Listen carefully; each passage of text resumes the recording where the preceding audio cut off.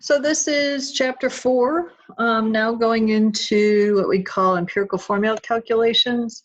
And in order for you to understand what that is, we're going to talk about something called percent composition first.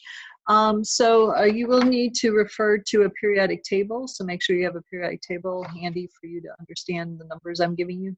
So percent composition is exactly what it sounds like. How much of each element do you have in the compound? So this one is unique in the fact that we're doing things in grams, so it's not using moles, but we are going to be using something called molar mass again. So grams of the element over the grams of the compound times 100%. So again, if you had a bag of Skittles, how many of them were the purple? How many were the blue? You would take the count of that over the total number of Skittles. That would be your percent. So I have an example here of sodium chloride, and if I'm asked to find a percent composition, what I'm looking for is the percent of it that is sodium and the percent of it that is chlorine. Well, I've been given no other information, so that is where I have to use my periodic table. So if I look up the molar mass of, or the mass of sodium, it has a mass of around 23, and chlorine has a mass around 35.5. Those are the numbers I'm going to use. So 23 grams for sodium and 35.5 grams for chlorine.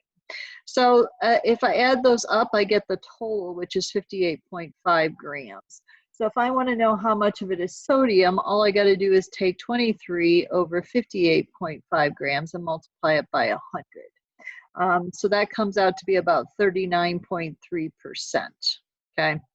So then how much of it is chlorine? Well, you could do exactly the same thing, or realize that 39.3% of it is sodium, then the rest of it has to be chlorine. So you could just subtract from 100. So again, but you could confirm the math by taking the 35.5 over the 58.5 grams and multiplying it by 100. And you will get a number that these two numbers should add up to 100%, but just know because of rounding, maybe you're off, maybe it's 99.9 or 100.1, that is perfectly fine. So we are mostly going to be dealing with carbon molecules. So we're going to use a formula of formaldehyde here. So pause the video and see if you could find how much of it is carbon, how much of it is hydrogen, how much of it is oxygen. Again, you have to use a periodic table for this one. So take a moment and see if you could do that math.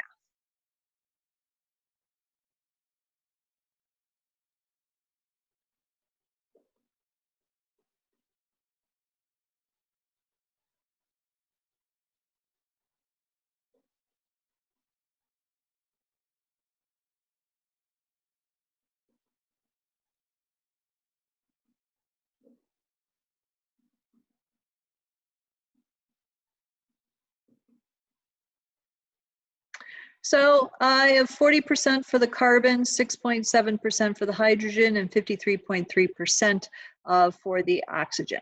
And what we're going to explore further on down the line is there's going to be an instrument that gives us the details like this of how much carbon, hydrogen, oxygen, or nitrogen, or whatever happens to be in the compound. How much does it break down into? It's called a mass spectrometer. So that is why we're doing these types of calculations. So we're going to calculate from some data, the percentages, something called the empirical formula. So we mentioned that at the beginning of this series of lectures. So again, going back to, say, our molecule of glucose, I could break that down into exactly the formula we just calculated, CH2O. So this is my empirical formula. How can I calculate that? So it is the lowest whole number ratio of atoms in the of the element in the compound, and we are going to do 3 different steps. So just hold off and wait until I show you what this means. But we're going to convert everything from the percentages, so the percentages we just have here, to grams, because we're going to assume we have a 100-gram sample. So that is a legitimate calculation. Okay, we're going to convert the grams to moles using molar mass. Okay, and then we're going to divide by the lowest, and that's to get something to 1. Okay, so let's do a couple of these calculations so you can see what I'm talking about. Okay, so go to the next page. A compound contains 38.67% carbon, 16.22% hydrogen, 45.11 nitrogen. What is the empirical formula?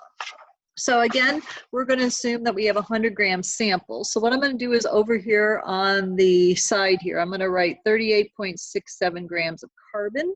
And then underneath it, just because I'm going to work across, I'm going to put 16.22 grams of hydrogen, and I'm going to put 45.11 grams of nitrogen. Okay, so I've assumed that I have a 100-gram sample, so that is a legitimate thing. Then I'm going to convert it to moles. So I'm going to divide each one of these by their respective molar masses off the periodic table. So carbon is 12, hydrogen is 1, nitrogen is 14, oxygen is 16. Those are going to be numbers that you're going to use quite frequently, but you always refer to the periodic table there. So I'm going to take 38.67 divided by 12, and I'm going to get 3.22 moles of carbon. This is, of course, 16.22 moles of hydrogen. And then this is 3.22 moles of nitrogen. Okay. Now, at this point, this is actually my empirical formula. Okay, so I could write it as C 3.22, hydrogen 16.22, and nitrogen is 3.22. I could actually legitimately write that. That is the proportion that we have in this compound. But we don't like decimals. We don't like things that are not easy to look at. So this last step is to divide by the smallest number that you have in this grouping.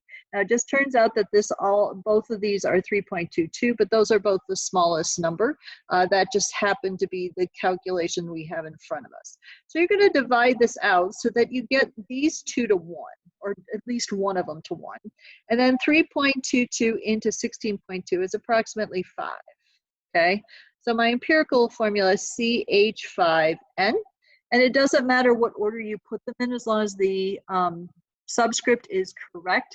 Usually you write carbon first, you usually see hydrogen second, and then anything else third, but I do not care how you write it as long as the proportion is correct.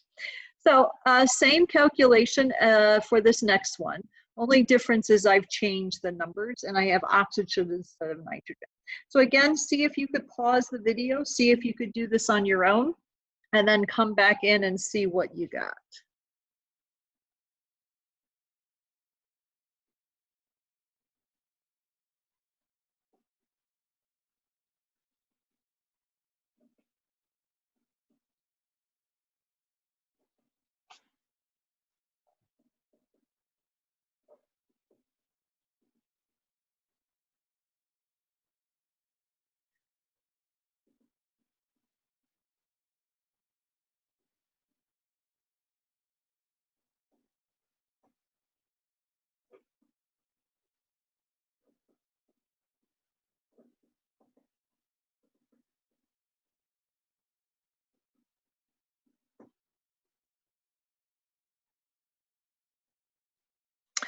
All right, so if you're joining me, if you tried some of these calculations, now do realize that sometimes with the numbers aren't going to come out exactly, but realize that 2.07 is essentially 2, okay?